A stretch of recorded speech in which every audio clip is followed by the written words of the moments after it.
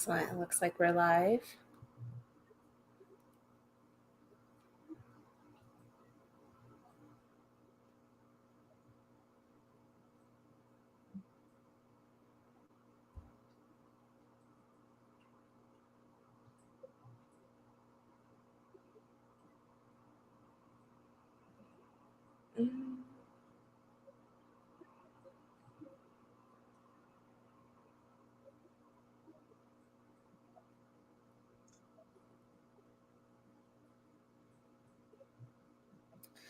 Right. I know several of you are starting to hop on to the broadcast. Please make sure that you hit that like button and start commenting so I can give you a shout out for tuning in with us on this lovely Monday.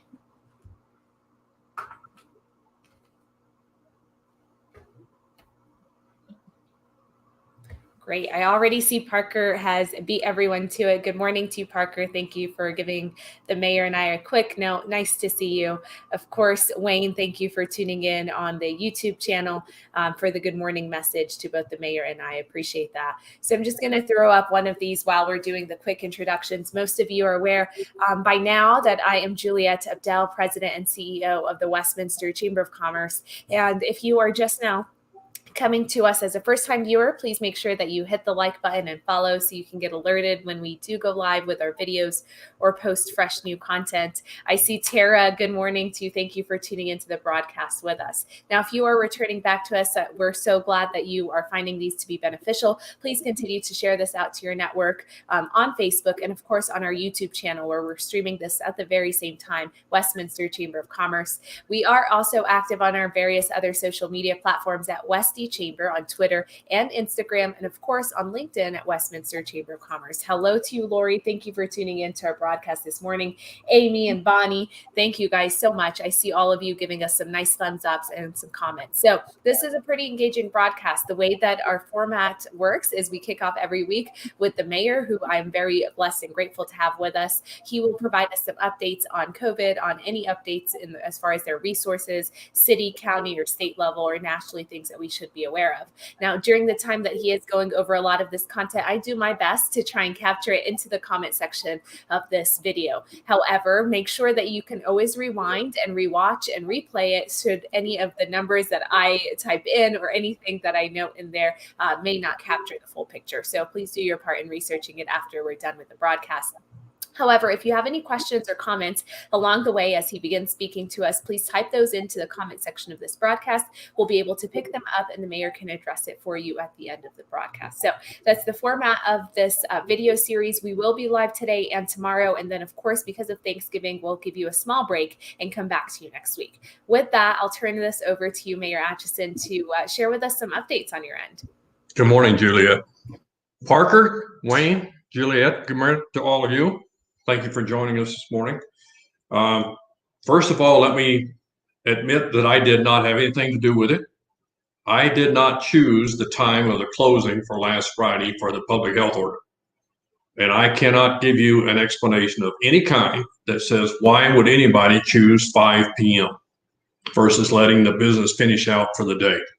So I'm sorry, I don't know the answer. And we haven't gotten an answer from the health department either. As many of you are aware, and some of you painfully so, we're back under another restricted closing order as of last Friday from the public health department and from the state and from the counties both. Both of our counties continue to be in the red along with a lot of others.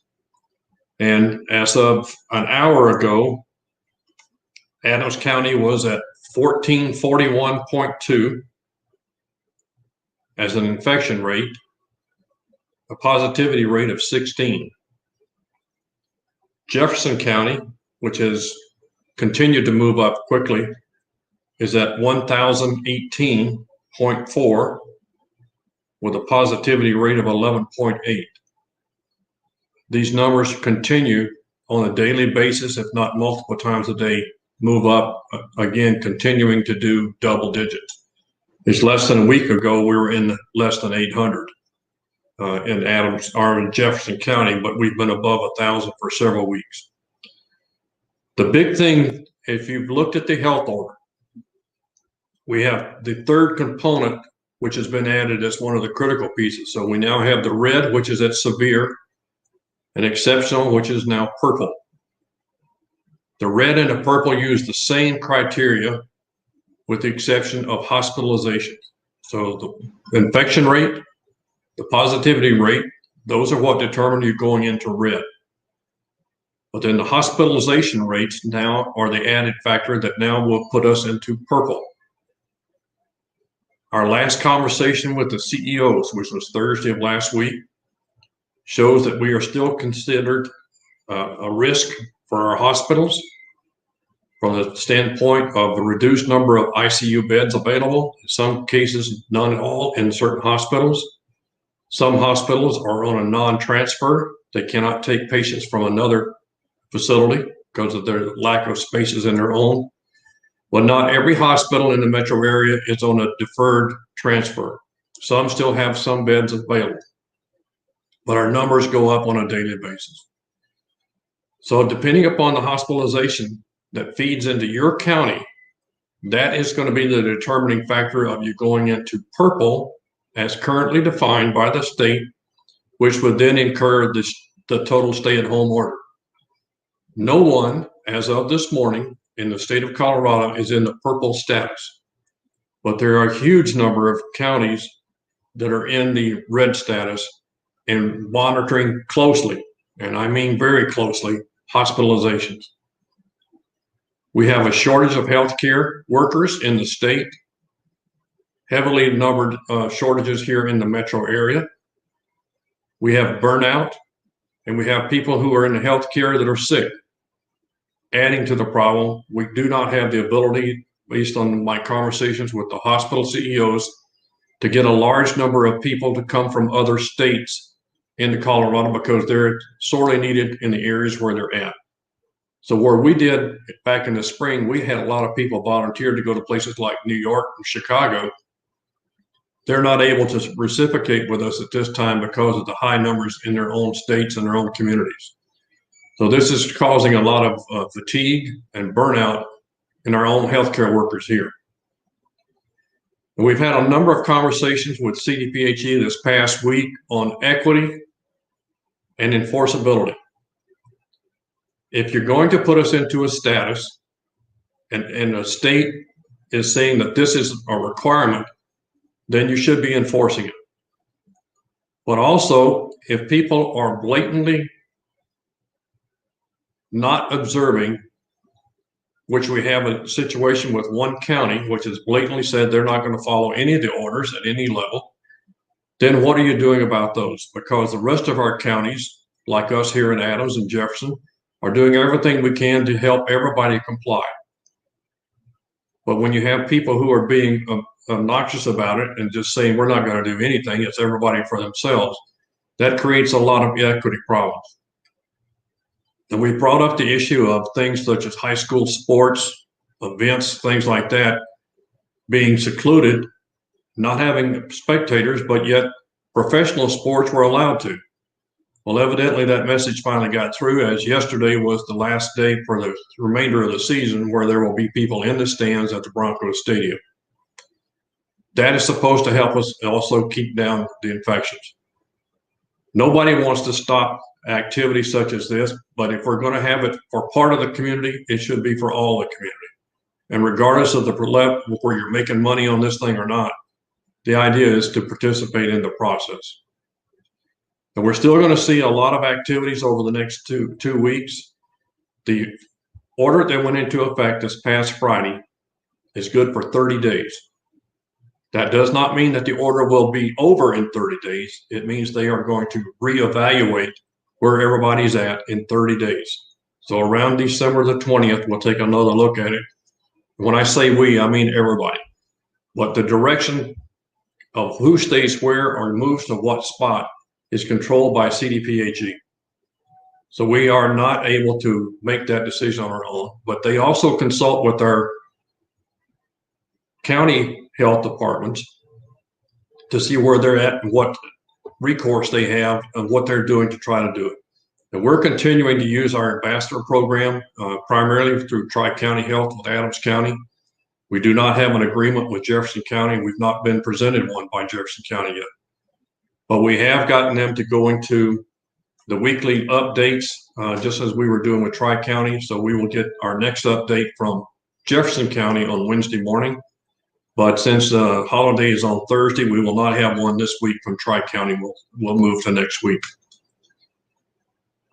There's nothing to show that we've had a reason to expect that this is going to plateau anytime soon based upon the increased numbers that we're continuing to see. And we don't know what ceiling it's going to reach. Hopefully they will give us the full 30 days to look at this to see where our numbers are going. But if they see significant increases like we're still seeing, there is a likelihood that they will make a decision on moving counties, whether they're up or down, prior to the December 20th date. They're continuing to watch it daily, but they're running on 2-week averages of what we do. So right now we are still climbing in Adams and Jefferson County both. Most of the schools are out this week for the holiday. A number of them have made the decision not to return to in-classroom classes as of the end of the Thanksgiving holiday week. Some are going to wait until the end of the year to look at coming back. So depending upon where your child goes to school, what district they're in, you may be looking at different issues. So make sure that you're checking with your local school board to see what decision they're making as far as in-classroom, remote, or fully remote. And some certain classrooms, probably in the very small child area, are still meeting in public to try to get them some semblance of education going on. Most of the colleges are on the break this week. A lot of them are not going to return until after December. So we still have some of that going on as well. Travel indications were from last night that we're about 2.5 million people they're expecting to be on the road traveling this week, even though a lot of concerns have been raised about COVID infections. But if you're going to travel, some of the most safe areas to travel is by car.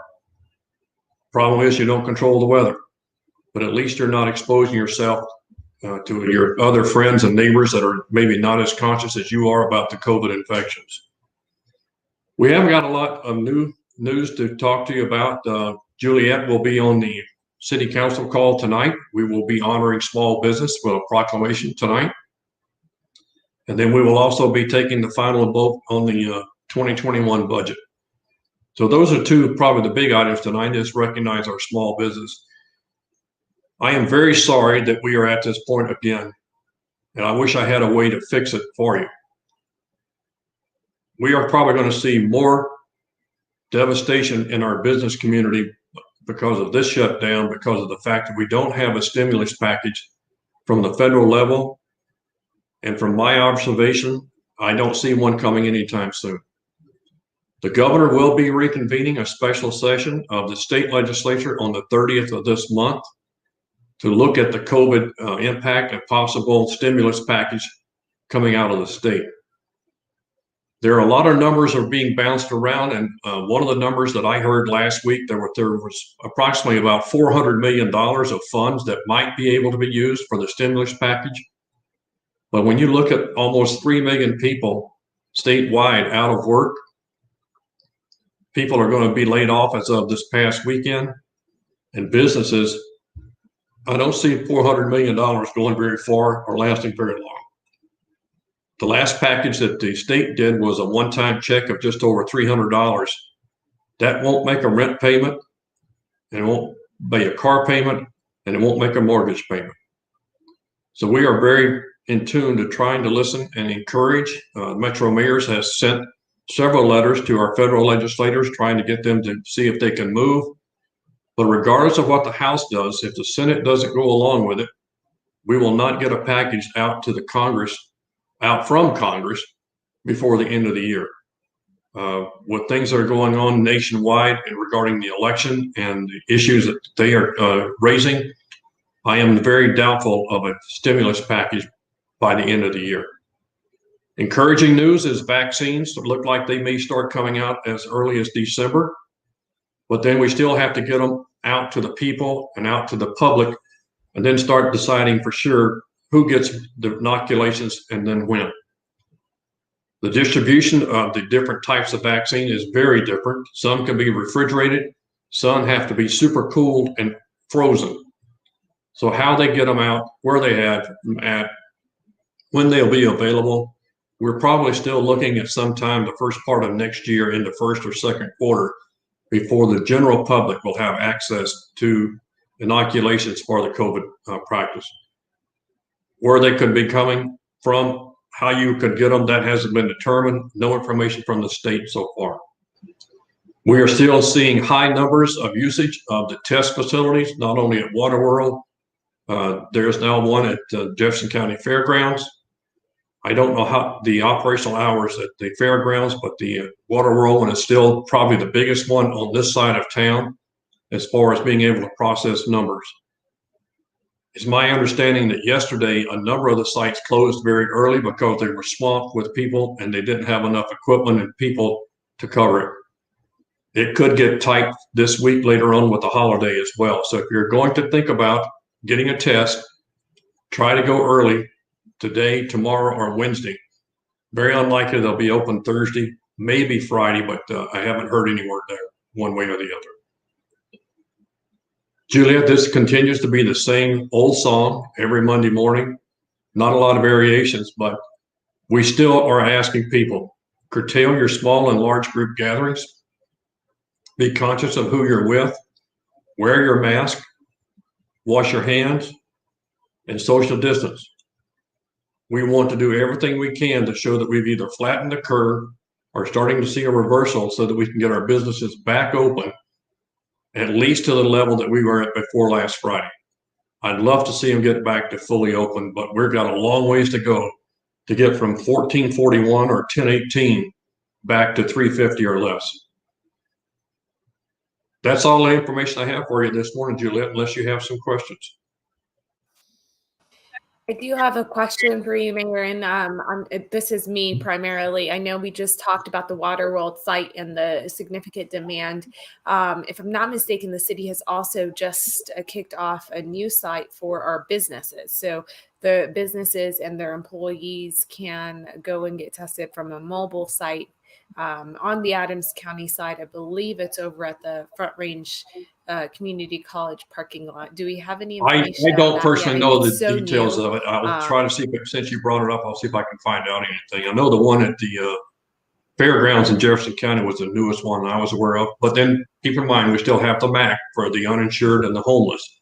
And again, speaking of homeless, we are starting to see some additional reports. If you come across what appears to be, whether you know for sure it is or not, but if it appears to be a homeless camp, please get a hold of the website, get it reported so we can go out and check on them. We want to make sure that they know where they can get services, making sure that they're comfortable where they're at as much as possible, but also making sure that they're not creating a hazard for us up there, and gives us a chance to identify who's out there. And I'm most concerned that we're starting to see families that are starting to pull children and go into the homeless camps.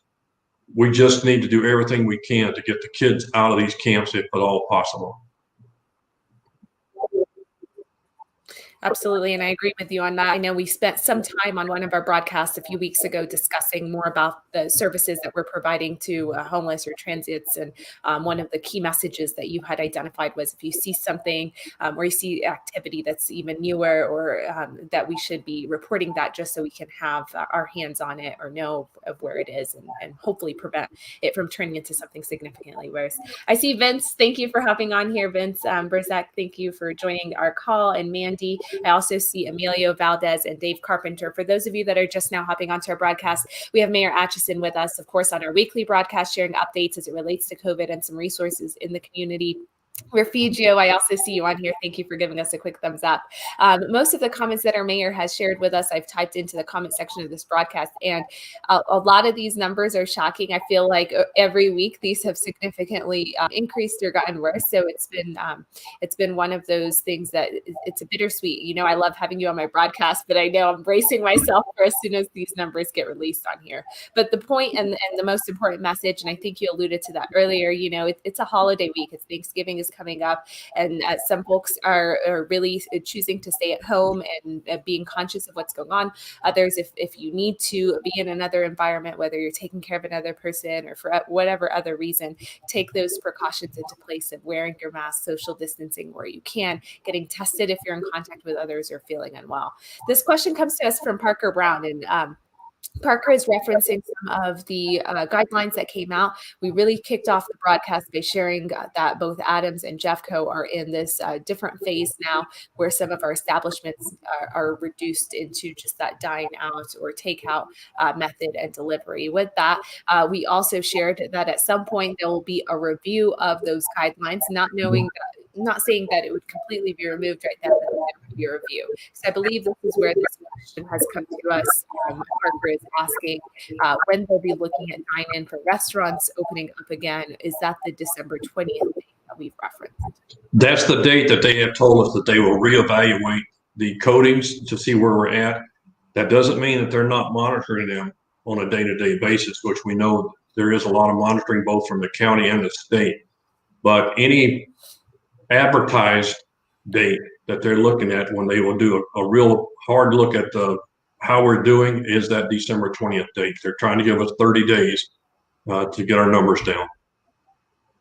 Thank you for that, Mayor. And I also see Gwen on here. Thank you for hopping on, Gwen. This question is a frustrated question, so I'm giving you a heads up. This comes to us from Dave Carpenter. We mentioned earlier this new wheel that we're now in, right? And so it's no longer just the initial color tones that we had set for COVID. Now we have these red that we're still factoring in those two items of cases and the positivity rate. But then there's the third factor that's being considered, and that's, of course, the hospitalizations or the number of hospital use that's been placed on those counties. So with that, Dave's question is more along those lines of, we're looking at some factors, obviously, for this. He's considering some of the numbers as it relates to tracing or contact tracing of where some of these people may be contracting COVID. And what he's citing is a 9% rate that he's seeing for COVID cases ever being traced to restaurants. So I guess his question is more along the lines of when will that be a factor in the decisions of what industries to close down or which ones to affect? I will tell you, Juliet, I expect that's going to be across the board because we've heard the same message this past week from both health departments at Jeffco and Tri-County, that at the contract tracing they're doing, one of the commonalities when they get people to tell them where they've been or how they got it or where they might have got it, restaurants is still in that top 4 or 5. Mm-hmm. They may not be able to say that I got it at the restaurant, but that's one of the places that they were at before they found out they were infected. The small and large gatherings, the restaurants, those are the 3 of the top 5 that are commonly brought to them by the people who are doing the tracing.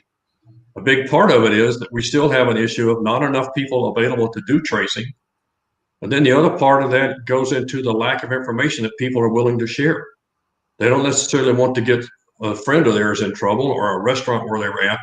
Maybe they stayed later than they should. So getting people to open up and give us as much information as possible.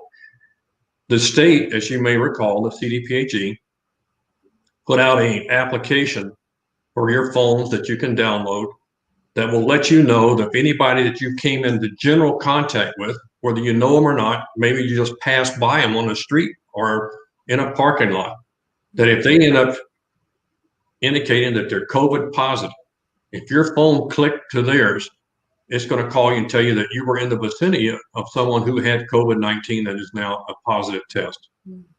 Doesn't tell you who it was, doesn't necessarily tell you where it was or when it was, but just that you have been identified as somebody that was in the vicinity of that person who was infected.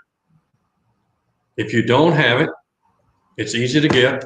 Go to the state's website. It gives you the download process. I have it. And so far, it hasn't sent me anything. Now, the State Emergency Notification Center did put out a notice on a 911 calls last night to everybody in every county in the state that was in the red category. And that was just a warning that people are needing to be aware of the COVID infections and take necessary precautions. It wasn't that any one area was more than the other. or that they identified in there. It was just a general warning to try to keep people's mind on the COVID infections. Absolutely. And I know I received that alert. It was in the evening yesterday, if I'm not mistaken, that said, COVID rising. And we see that on the roads as well. And I know some highway signs indicate that, just to kind of be mindful of that as you are going out and about and conducting your line of work. So this question does come to us from Wayne. And this is, we talk a lot about how many numbers or how many people have been infected by COVID, the positivity rate, and some of those, since those are the ones that primarily we're using with our health departments in our state. But this question comes as it relates to our recovery rates. If you're aware of what those percentages are, that we can share those out with folks. Juliet, I haven't seen any numbers, but I know one of the things that for any of you who watch 60 Minutes, that recovery is thinking you're over it and being over it is two different things. We saw some, what they call now we're starting to refer to as long haulers. People who have had the COVID, thought they were over it, but the side effects are lingering months, 6 and 7 months in some cases, since they had the COVID back in early February and March timeframe, that are still debilitating to some people. The heavy legs, the breathing issues, the ability to have clear thoughts.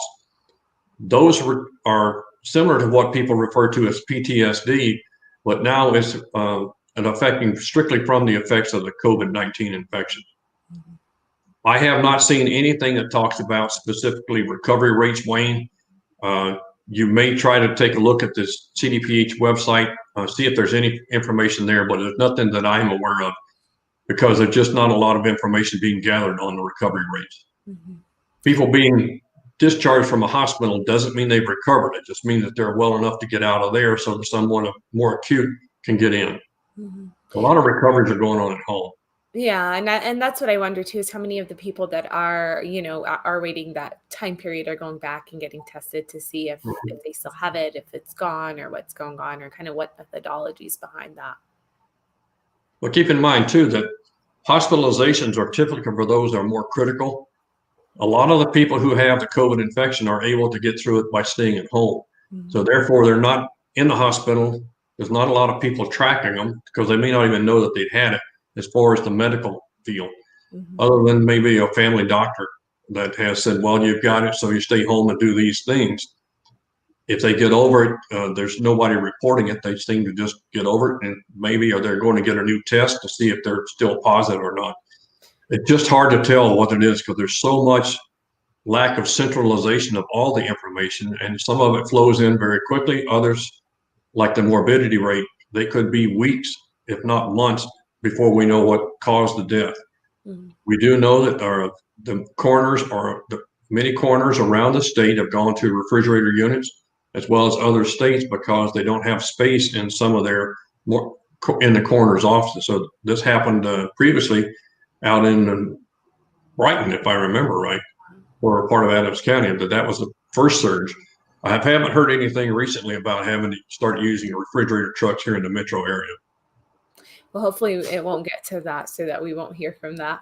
Wayne did comment and say he has not seen that on the CDPHE site, so it looks like that is something that they're not tracking, or at least placing on there if they are tracking it. This next question comes to us from Jen. I'm just going to paste this on here while I make a quick plug-in. I know earlier our mayor shared that there is an app that you can download. The state is trying to leverage as a way for you to know who you've been in contact with. If you've downloaded us, let us know if you've downloaded that. There's also a feature on the iPhone as well. I know in the settings section that has like a COVID tab. So most of you, when I shared it with people, they're all like, "Oh yeah, I knew about this." But it's in the settings of your phone, and you can see some of the COVID. I think it's labeled as like COVID-19, and that's where it also collects information. So Jenna's question is related to the lockdowns. We see that there's obviously a difference now with new guidelines that have come out to our restaurants primarily, and some of the other service providers that we're really encouraging more of the stay at home as opposed to going going out continually, since this is where things are spreading. So she's asking, what data might be out there that's showing that this is more of a benefit than it is a hindrance to the people that are having to stay at home. She references a few different problems that are as a result of the present situation that we're in, of COVID, of lockdowns, from suicide rates to depression and domestic violence and some things like that. So anything that we can speak to, obviously these decisions, when they are being made, we hope that they're considering these other factors, and that it's kind of, this is a little bit better than the status quo. But is there anything tangibly that you can share out to answer Tara's question, Mayor? Jenna, I can't direct you to where the science is at. I would have to refer you to either Tri-County, Jefferson County, or to the state websites. They have more information about the science pieces of it there. Now, part of what your comment was, I fully agree with, and that's the mental health as episodes that we are seeing. Mm-hmm. I cannot tell you that we have seen any increase of reports, either domestic violence or suicide, either one, through the Westminster PD. I'm not aware of an uptick. I will tell you, since my granddaughter is a psychologist at one of the schools, right, is that there is depression because some kids need that social interaction. Now that we're on another holiday break, the schools are not there. But with the fact that the schools may not be, there needs to be more attention paid to the mental health issues of some children and adults. It's not just kids that are getting it. Absolutely. But the lockdowns are meant to try to stop the spread, and people are interacting with each other. That's how some of it is getting spread, is through that interaction. I will not argue with you or anyone else that says that they've done research here or research there, because you go on the internet, you can find just about anything you want. And if you're looking for a specific support, you can find it. I would tell you to go to the healthcare professionals, because I am not one of them. Go to the websites for either the health departments or the state. They have a lot of areas where they can give you links to information, but they can also answer questions in many cases. You can drop it into a chat box for them, and they'll try to get back to you. Thank you.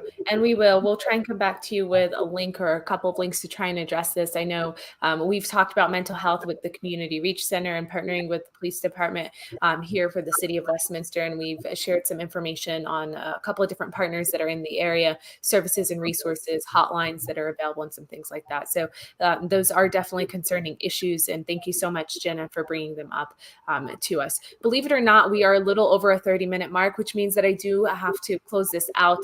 The iPhone tracker is exposure settings.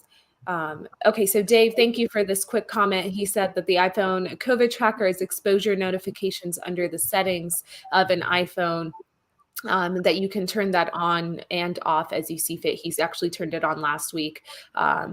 So if you are interested in more information about that, that's in your phone.